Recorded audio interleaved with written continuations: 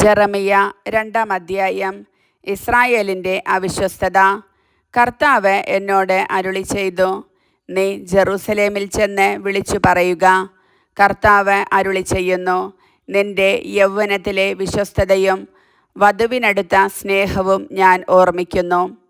മരുഭൂമിയിൽ കൃഷിയോഗ്യമല്ലാത്ത നാട്ടിൽ നീ എന്നെ അനുഗമിച്ചത് ഞാൻ ഓർക്കുന്നു. ഇസ്രായേൽ കർത്താവിൻ്റെ വിശുദ്ധജനമായിരുന്നു, അവിടത്തെ വിളവിൽ ആദ്യഫലവുമായിരുന്നു.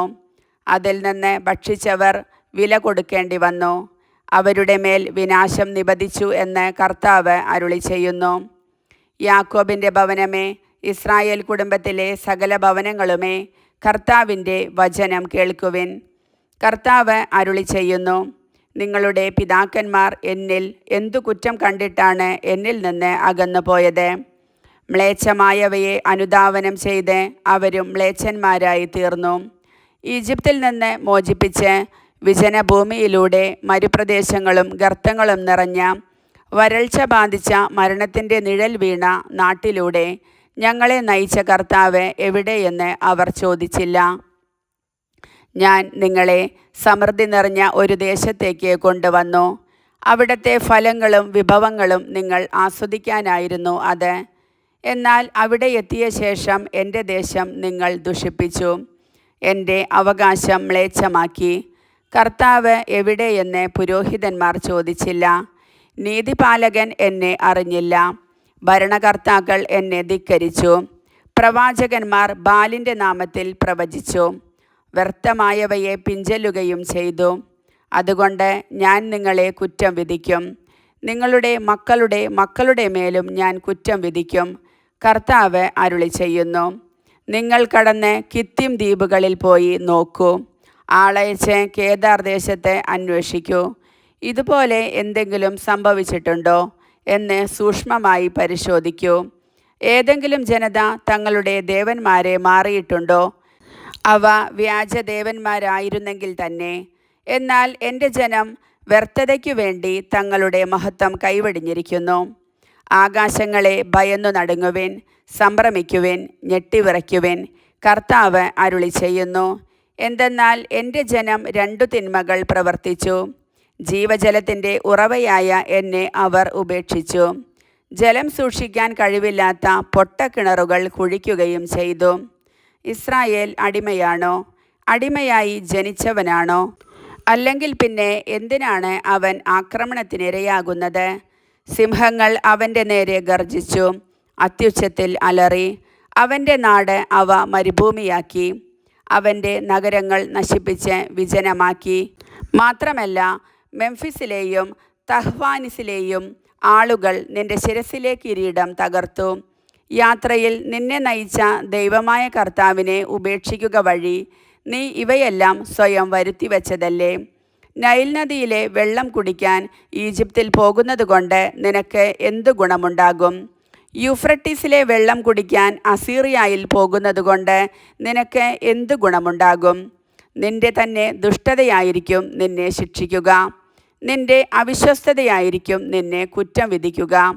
നിന്റെ കർത്താവായ ദൈവത്തെ ഉപേക്ഷിക്കുന്നത് എത്ര ദോഷകരവും കയ്പു നിറഞ്ഞതുമാണെന്ന് നീ അനുഭവിച്ചറിയും. എന്നെക്കുറിച്ചുള്ള ഭയം നിന്നിലില്ലെന്ന് സൈന്യങ്ങളുടെ കർത്താവായ ദൈവം അരുളിച്ചെയ്യുന്നു. വളരെ മുൻപേ നീ നിന്റെ നുകം ഒടിച്ചു, നിന്റെ കെട്ടുകൾ പൊട്ടിച്ചു. ഞാൻ അടിമവേല ചെയ്യുകയില്ല എന്നു നീ പറഞ്ഞു. എല്ലാ ഉയർന്ന കുന്നുകളുടെ മുകളിലും സകല പച്ചമരങ്ങളുടെ ചുവട്ടിലും നീ വേശ്യയെപ്പോലെ വഴങ്ങി. തിരഞ്ഞെടുക്കപ്പെട്ട വിശിഷ്ട മുന്തിരിച്ചെടിയായിട്ടാണ് ഞാൻ നിന്നെ നട്ടത്. പിന്നെ എങ്ങനെ നീ ദുഷിച്ച് കാട്ടുമുന്തിരിയായി തീർന്നു? എത്രയേറെ താളിയും കാരവും തേച്ച് കുളിച്ചാലും നിന്റെ പാപക്കറ എൻ്റെ മുൻപിൽ ഉണ്ടായിരിക്കും എന്ന് ദൈവമായ കർത്താവ് അരുളിച്ചെയ്യുന്നു. ഞാൻ മലിനയല്ല, ബാലിൻ്റെ പിറകെ പോയിട്ടില്ല എന്ന് പറയാൻ നിനക്ക് എങ്ങനെ സാധിക്കും? താഴ്വരയിൽ പതിഞ്ഞ നിന്റെ കാൽപ്പാടുകൾ കാണുക, ചെയ്ത കുറ്റം സമ്മതിക്കുക. ഉന്മത്തയായി പാഞ്ഞു നടന്ന പെണ്ണൊട്ടകമായിരുന്നു നീ, മരുഭൂമിയിൽ പരിചയിച്ച കാട്ടുകഴുത. മദം പൂണ്ട് മത്തുപിടിച്ച് അവൾ ഓടുകയായിരുന്നു. അവളുടെ വിഷയാസക്തി ആർക്കു നിയന്ത്രിക്കാനാവും? അവളെ ആഗ്രഹിക്കുന്നവർക്ക് അവളെ തേടിപ്പോകേണ്ടി വരില്ല. മൈഥുന മാസത്തിൽ അവൾ അവരുടെ മുൻപിലുണ്ടാകും. നിന്റെ ചെരുപ്പ് തേഞ്ഞു പോകാതെ സൂക്ഷിക്കുക, തൊണ്ട വരണ്ടു പോകാതെയും. എന്നാൽ നീ പറഞ്ഞു, അത് സാധ്യമല്ല. ഞാൻ അന്യരുമായി സ്നേഹബന്ധത്തിലാണ്, അവരുടെ പിന്നാലെ ഞാൻ പോകും.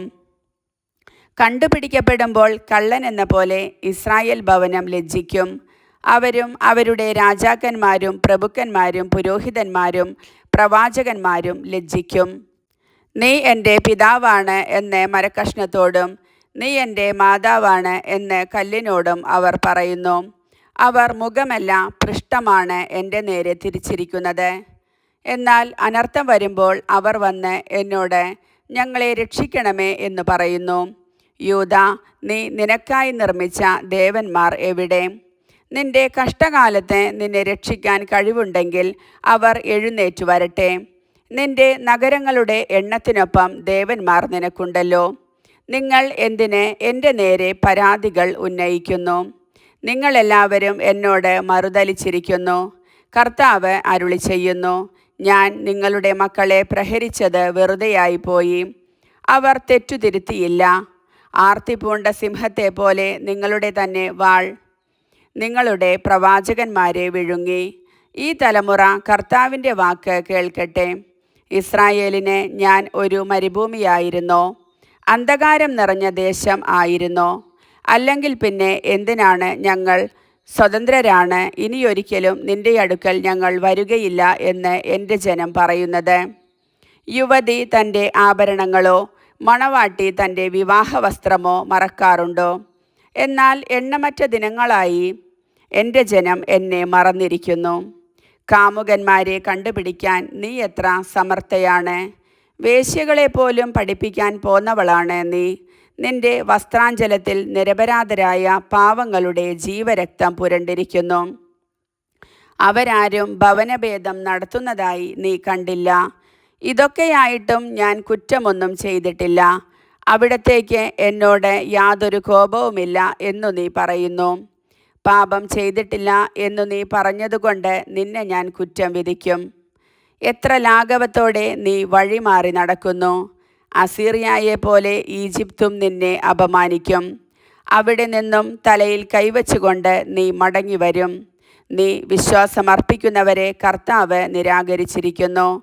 അവരിൽ നിന്ന് യാതൊരു നന്മയും നിനക്ക് കൈവരുകയില്ല. കർത്താവിൻ്റെ വചനം.